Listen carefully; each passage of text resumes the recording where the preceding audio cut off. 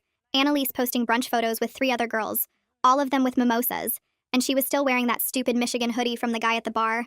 The pictures were all smiles and sunshine like nothing had happened at all. My chest felt tight with anger seeing her act so normal while I couldn't even sleep. Tuesday afternoon, my phone rang while I was trying to work, and Detective Curry's name showed up on the screen. She told me they were pulling footage from all the shops near the laundromat, and asked if I could come look at photos if they found anyone matching my description. My hands got sweaty just thinking about seeing his face again, but I said yes because what else could I do? That night, I barely made it to my bed before the nightmares started, running down empty streets with nobody answering when I screamed for help, the man always right behind me no matter how fast I ran. I woke up at 3 in the morning with my sheets soaked through and my heart pounding so hard it hurt. Wednesday morning, I sat at my computer looking up therapists on my insurance website, scrolling through names and photos until I found one named Nia Martin, who had good reviews for trauma stuff. The receptionist who answered sounded really nice, and when she said the words trauma counseling, my voice cracked and tears started running down my face even though I tried to stop them. She booked me for Thursday afternoon and I hung up feeling weird about crying to a stranger on the phone. Later that day, I checked Instagram during a bathroom break and saw Annalise had posted one of those quote stories with fancy lettering that said, "When people show you who they really are, believe them." And underneath in smaller text, "Some people create their own storms." 3 different mutual friends texted me within an hour asking if we were fighting and what was going on between us. I didn't answer any of them because what was I supposed to say?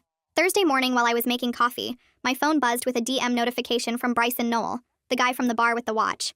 He wrote, "Hey, no hard feelings about the other night, your friend seems sweet. Hope you're okay," with a smiley face at the end, like the whole thing was some minor misunderstanding. Reading it made my skin feel tight and wrong, like bugs were crawling on me. Detective Curry called again that afternoon to schedule me for a photo lineup next Tuesday, and explained that even if I picked someone out, it might not be enough without more evidence since eyewitness stuff isn't always reliable in court. The way she said it made everything feel pointless, like why was I even trying if nothing would stick anyway? Thursday's therapy appointment came faster than I expected, and sitting in Nia Martin's office was harder than I thought it would be. She had me tell her everything that happened and then taught me this breathing thing where you count to 4 breathing in and hold it, and count to 4 breathing out. For the first time since Saturday, I felt like maybe I wasn't going completely crazy, even though my hands were still shaking when I left her office. Friday morning, an unknown number called while I was getting dressed, and when I answered, it was some court clerk telling me about the arraignment date if they caught the guy, and mentioning real casual that he'd probably make bail within a day or 2. The thought of him walking around free made me want to pack everything and move to a different apartment, or maybe a different city. That afternoon around 3, I was trying to focus on a spreadsheet when an email from HR popped up with the subject line regarding recent complaint. My stomach dropped before I even opened it because I knew what it would say. Someone had filed an anonymous complaint saying I was spreading false stories about a traumatic event for attention and creating a hostile work environment with my behavior. The wording sounded exactly like something Annalise would write, all formal and fake, concerned with just enough detail to sound believable, but not enough to prove anything. I read it 3 times before closing my laptop and putting my head down on my desk. My phone rang again, and I almost didn't answer, but it was a number I recognized from Saturday night. The woman from the laundromat, Olive Lee, was calling to say she'd gotten my number from the police report and wanted to help however she could. Her English wasn't great, and she kept switching between English and Spanish, but the way she kept saying she saw everything and wanted to help made my eyes get wet again. She agreed to talk to the police as a witness and gave me her address in case I needed anything else from her. I thanked her probably 10 times before hanging up and saved her number with a heart next to her name. That evening around 7, my doorbell rang, and through the peephole, I saw Annalise standing there holding her phone up at chest level. The screen was clearly on and recording. She knocked again and called out that she just wanted to talk and clear things up. I grabbed my own phone and started recording before opening the door but kept the chain on. She immediately started talking about how worried she was about me and how I seemed to be having some kind of breakdown. Her voice was fake, sweet, and loud enough that she was obviously performing for the recording. I told her to leave and that I didn't want any contact with her. She kept trying to get me to say something about the assault, or about what I'd said to her that morning. I just repeated that she needed to leave my property immediately, or I'd call the police. She finally left after about 5 minutes of trying different angles to get me to react. As soon as she was gone, I sat at my laptop and typed up everything that had just happened. I included the timestamps from my recording and described how she'd positioned her phone to record our interaction. I attached the video file to emails for both Detective Curry and the HR department at work. Writing it all down and organizing the evidence made me feel less helpless about whatever game Annalise was playing. The weekend passed slowly with me jumping at every noise and checking my locks constantly. Monday morning came too fast and I had to face the HR meeting they'd scheduled about the anonymous complaint. Liam was there as my witness, which helped a little even though he looked uncomfortable the whole time. The HR woman read from her notes about how someone had reported that I was spreading false stories about a traumatic event to get sympathy from coworkers. She said they had to investigate all complaints, but that I had the right to provide my side of the story. I pulled out the folder I'd prepared and started laying out documents on the conference table. The 911 call record showing I'd been on hold for 12 minutes was first. Then the screenshots of Annalise's social media posts from that night showing her at the bar during my attack. Olive's contact information came next, along with her statement that she'd witnessed everything at the laundromat. The police case number and Detective Curry's business card completed the pile. Each piece of paper felt like putting on armor against whatever lies were being spread about me. The HR woman took photos of everything and said they'd need time to review, but that I could return to work while they investigated. That afternoon, Detective Curry called and said she wanted to meet to discuss safety planning. At the station, she handed me a checklist that made everything feel both more real and more manageable. She told me to vary my routes to and from work and to share my location with someone trusted at all times. The suggestion to consider a restraining order sat heavy in my stomach. She also strongly advised staying off social media completely while the investigation was ongoing. I was scrolling through Instagram that night anyway when I saw Bryson's post about drama magnets who ruin good vibes. Our mutual friends had piled on with laughing emojis and comments about attention seekers. My finger hovered over the comment button, but I remembered Donna's advice and closed the app instead. The next morning, Olive called to say she'd thought about it and wanted to provide a written statement to support my case.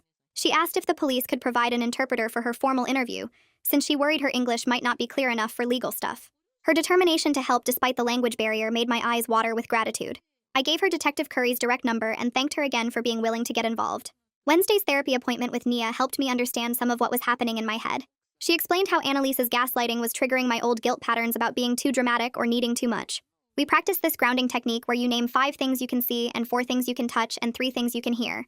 It helped when the anxiety started spiraling about whether people would believe me or if I was overreacting. She also pointed out how Annalise had trained me over years to doubt my own reactions. By Thursday, I noticed something that stung more than I expected. The group chat for Marcus's birthday dinner next week had gone quiet, but then I saw on Annalise's story that they were still planning it. I'd been quietly removed from the conversation while she organized the whole thing. The social isolation hurt, but it also made me more determined to protect myself from her manipulation. That evening, I set up my phone on a tripod in my living room and started recording a detailed timeline video for HR. I went through every single thing that happened that night, starting from leaving the office at 3:47 a.m. Speaking the truth out loud to the camera felt like taking back some power, even though no one would see it except HR and maybe lawyers. I saved the video in 3 different places and emailed a copy to myself just to be safe. Tuesday night, I was washing dishes when I heard my doorknob rattling hard. My whole body went cold and I grabbed the biggest knife from the drawer. The rattling got louder and someone was muttering outside my door. I crept closer with the knife raised and looked through the peephole. It was just my neighbor from 4B swaying drunk at the wrong apartment. He finally stumbled away to his actual door, but my heart kept pounding for another hour. I went to the hardware store first thing Wednesday morning and bought an extra deadbolt plus one of those rubber door wedges. The guy at the counter showed me how to install everything, and I spent the afternoon drilling holes and screwing in the new lock. Detective Curry called while I was cleaning up the sawdust. She said the attacker had posted bail after getting arrested for a similar incident 2 weeks ago. My stomach dropped hearing he was out there somewhere. She strongly recommended filing for a temporary protection order immediately and gave me the courthouse address. Thursday morning, I drove to the courthouse with all my documentation in a folder. The forms were overwhelming with questions about addresses and employment and specific incident details. A clerk noticed me crying over the paperwork and came to help. She walked me through each section and explained what the judge would need to see. We spent an hour getting everything filled out correctly. That afternoon, my phone buzzed with a text from our mutual friend Sarah. She sent a screenshot of Annalise's message asking her to pass along something. The message said, "Heard about your little protection order request. Desperate much?" Sarah added that Annalise blocked her right after she refused to send my response back. Friday morning, Liam pulled me aside at work looking uncomfortable. He warned me privately that HR might put me on administrative leave during their investigation. The thought of losing my paycheck on top of everything made me dizzy. He said it wasn't definite, but I should prepare for the possibility. I spent my lunch break calculating how long my savings would last without income. Monday morning, I walked into HR with my complete evidence package organized in labeled sections. Nia had practiced with me all weekend on staying calm and advocating for myself. My hands stayed steady as I handed over the thick folder. I requested a specific timeline for their review process, and the HR manager wrote it down. She said they'd need at least 2 weeks to investigate everything thoroughly. The protection order hearing was scheduled for Wednesday, but nothing went right. Olive showed up ready to testify, but her interpreter never arrived due to some scheduling error. The judge could barely understand her broken English as she tried to explain what she saw. He granted only a temporary 2-week order and said we'd need another hearing with proper translation. I wanted to scream at the unfairness, but stayed quiet. Saturday morning, I opened Instagram and saw posts from what Annalise called her healing brunch that all our friends attended. In every single photo, someone new was sitting in my usual spot next to her. She had her arm around different people in each picture where I used to be. The grief hit me harder than I expected, seeing our friendship erased so completely. Sunday afternoon, Nia and I sat in her office planning a strategic meeting with Annalise. We decided on a public coffee shop where I could record everything for my protection.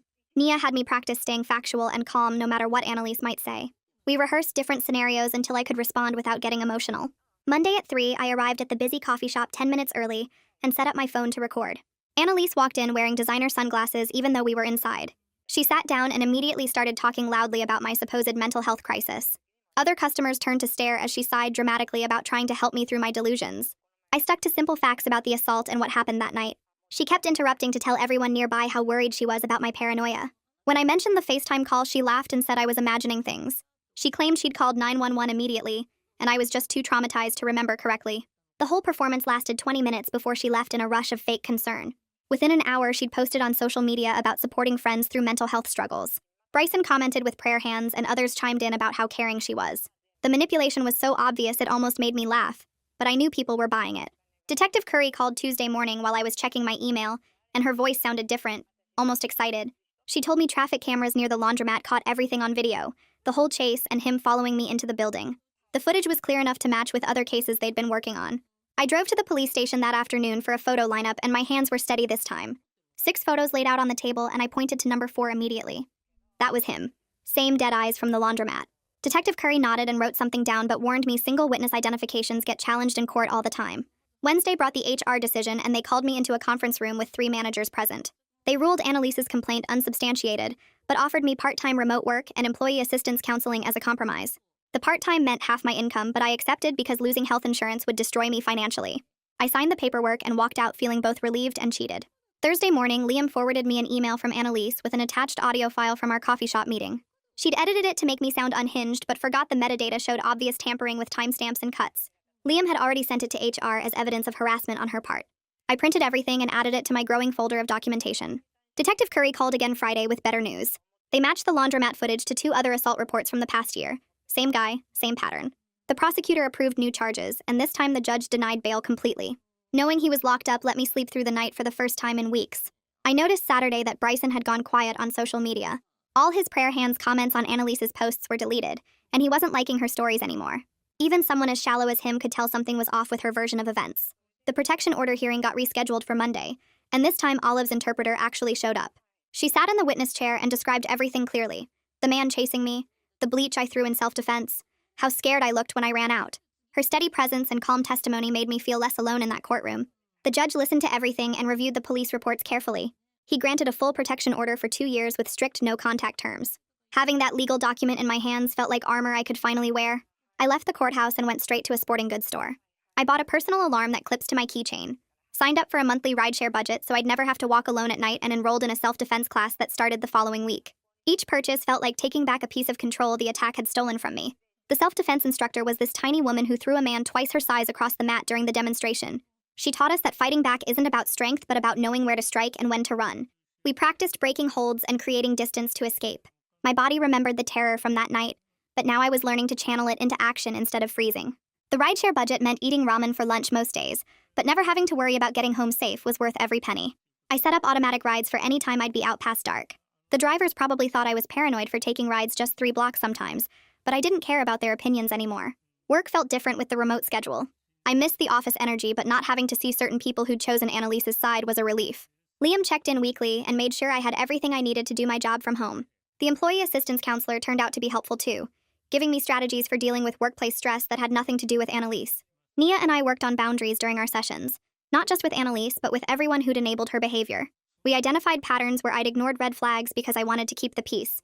She helped me see that real friends don't make you choose between their attention and your safety. The protection order meant Annalise couldn't contact me directly, but she tried using mutual friends as messengers.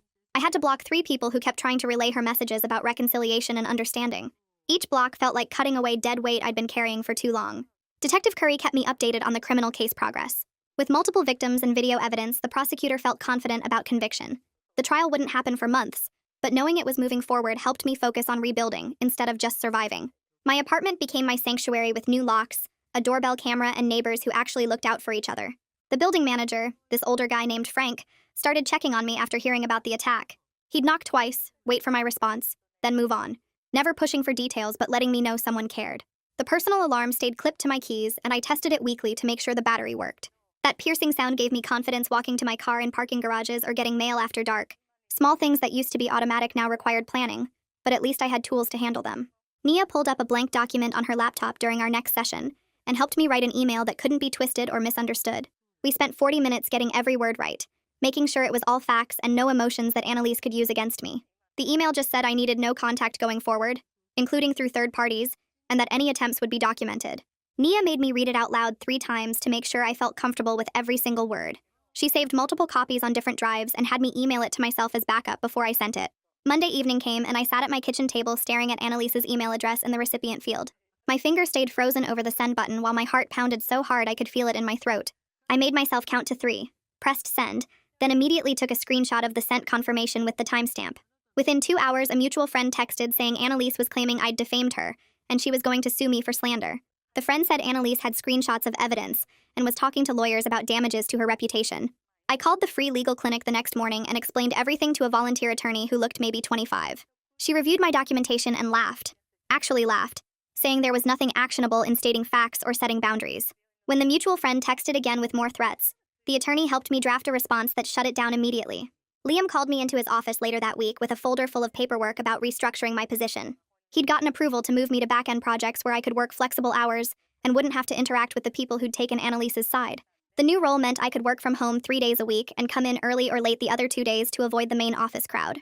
He walked me through the new responsibilities, which actually aligned better with my skills and made sure I understood this wasn't a demotion. The salary stayed the same, and I'd report directly to him instead of going through the team lead who'd been making passive-aggressive comments. That weekend, I found myself standing outside Annalise's building holding a paper bag with the Michigan hoodie folded inside.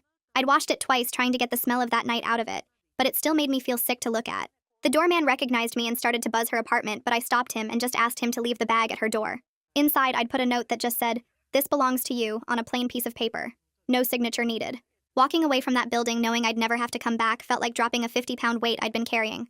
Detective Curry called the next day to update me on the case timeline and explained the trial wouldn't start for at least 6 months. She said they had 3 other victims now who'd identified the same man, and the prosecutor felt confident about conviction. She gave me her direct line and said to call immediately if I felt unsafe, or if anyone connected to the case tried to contact me. The detective also mentioned that with multiple victims and solid evidence, he probably wouldn't get bail this time if he tried to appeal. Thursday night, a coworker from accounting asked if I wanted to grab dinner at this new Thai place downtown. We spent 3 hours talking about her disaster dating stories and this reality show we both watched religiously. Not once did she mention Annalise or the attack or anything about the drama at work. She just treated me like a normal person having a normal dinner, and when I got home, I realized I'd actually forgotten about everything for those 3 hours. I slept through the entire night without waking up once. No nightmares, no checking the locks, just actual rest. 8 weeks passed, and I found myself sitting in my apartment actually feeling okay for the first time since the attack. The protection order was solid, and Annalise hadn't tried anything since the legal threat fell apart. Work had settled into a routine where I felt productive and supported without the daily stress of navigating office politics. Nia and I had cut back to sessions every 2 weeks because I was handling things better on my own. I'd heard through the grapevine that Annalise had lost more friends after they saw her patterns, and she'd apparently started therapy herself. My evidence folder stayed backed up in 3 places, but I rarely opened it anymore. Most days I didn't think about her at all, too busy rebuilding my life with people who actually gave a damn about my safety. So yeah, that's basically it. Thanks for sticking around. It honestly feels like catching up with a buddy when I do these. Nothing fancy, just us hanging out. Come back next time if you're up for it.